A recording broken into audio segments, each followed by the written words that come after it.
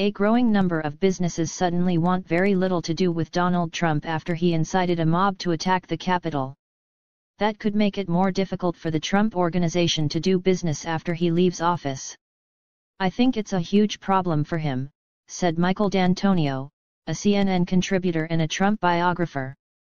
"He created toxicity for an important part of his market. I don't know if some will ever come back.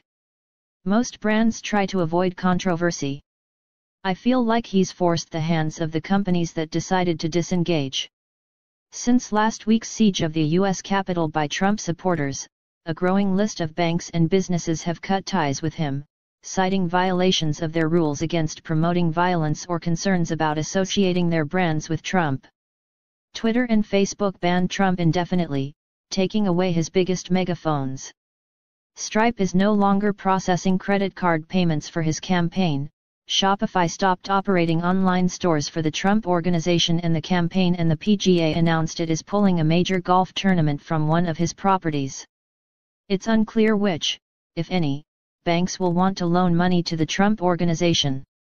Deutsche Bank, DB, has decided to refrain from future business with the president and his company, a person familiar with the bank's thinking told CNN Business.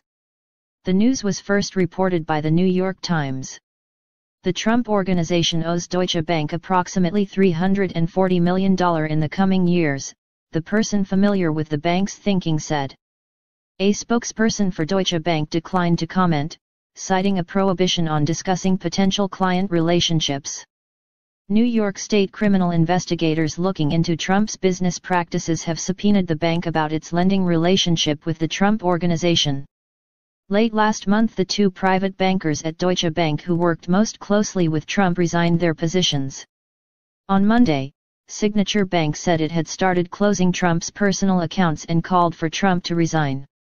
The U.S. bank also said it will not do business in the future with any members of Congress who voted to disregard the Electoral College.